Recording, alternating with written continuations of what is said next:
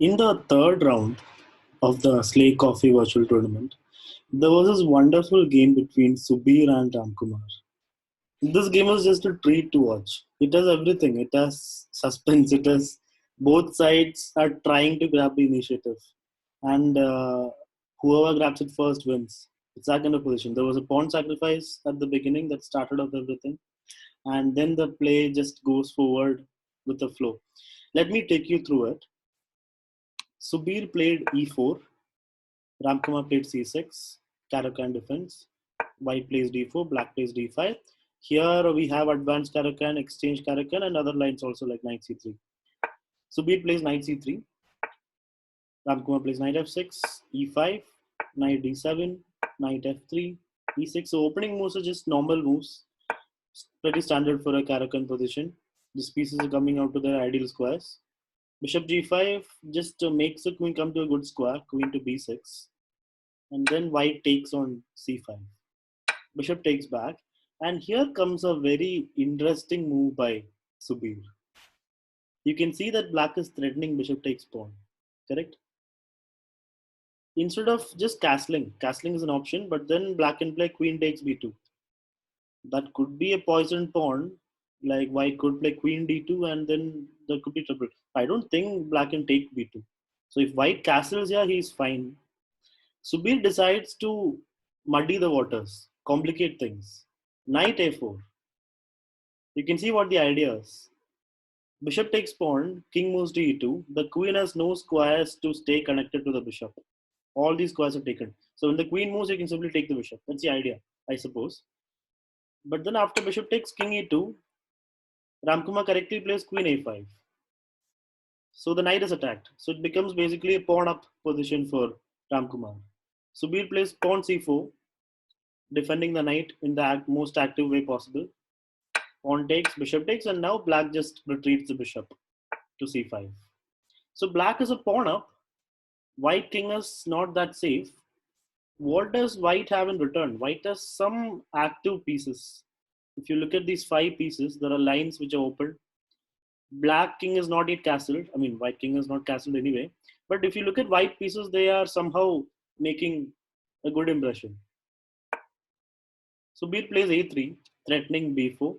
So Ramkumar moves his queen away to c7. Rook c1. So you can see that white is bringing all his pieces out with threat, with pressure. So there is an initiative. The position allows an initiative to white, and because of this pawn sacrifice. Yes, the king is not that safe, but if pieces are active, king safety can take a backseat. Here, knight c6 was played. Knight takes bishop. Knight takes c5.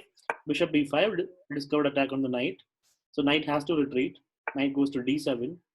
Queen d6. Another nice move, which puts a clamp on the position. Now queen takes queen is somewhat forced because otherwise black cannot castle, right? So basically, there's a threat of bishop takes knight, takes back, and queen e7 checkmate. So queen takes queen is forced.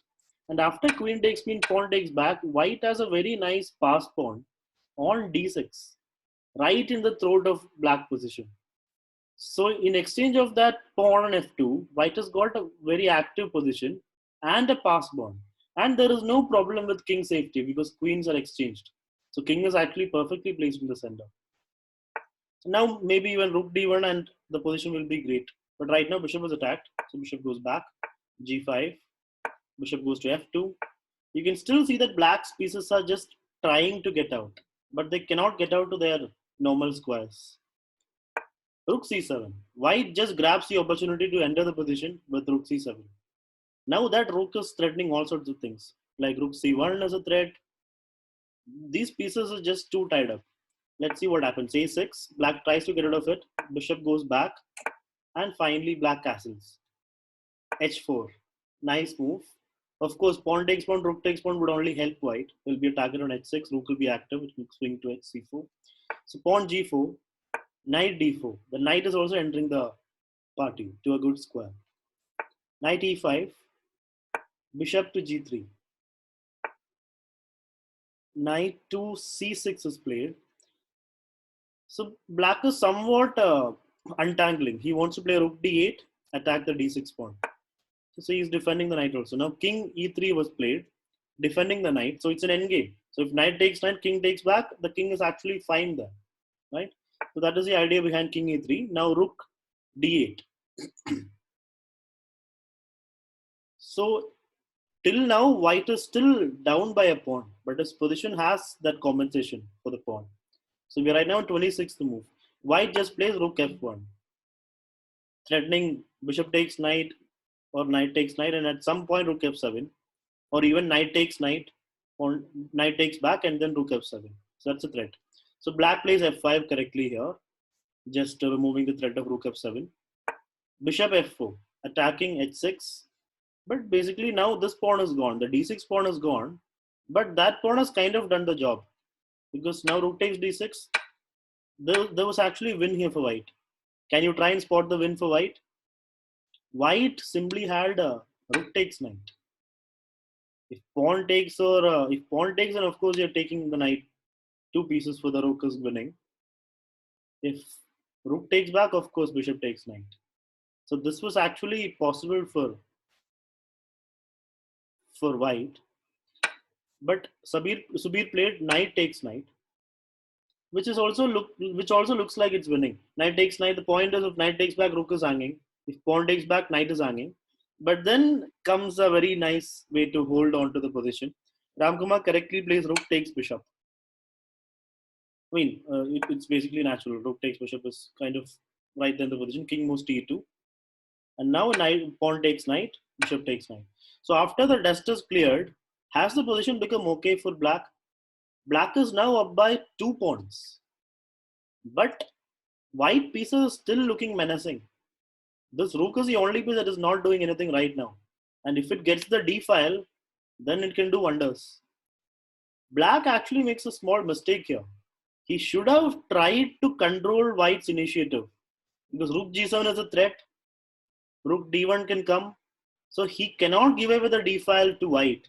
He should have played rook d7, allowing white to take this pawn, but black will still be a pawn up. Now rook d5, bishop moves, and then bishop b7 or bishop d7 is fine. You're up a pawn, and the initiative is kind of small now. But black made a big mistake here. Ramkumar played rook b6, b3, going after the pawn. But then that allows rook d1. What did Subir play in this position? Here he played first rook g7 check, king moves, and then rook d1. He could actually have played a rook d1 directly. That was even more winning because now there is no bishop up. Wherever the bishop up is there actually. Yeah, it's the same thing I guess. Rook b3, rook check, king moves, and now rook d1. So you can see that this piece is about to threaten checkmate. So bishop has to move, and when the bishop moves, rook d7 comes. Rook d7. The position is just crumbling. The black rook is still not moved. King is in big trouble right now. So this is one of the characteristics of the position where you have a bishop of opposite color.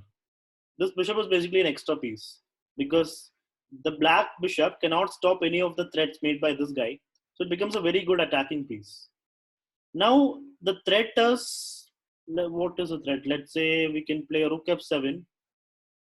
Wait, the threat is bishop d6 check, right? Bishop d6 check, king moves, rook check, and then checkmate. That's a threat. So black actually plays rook b5, allowing this.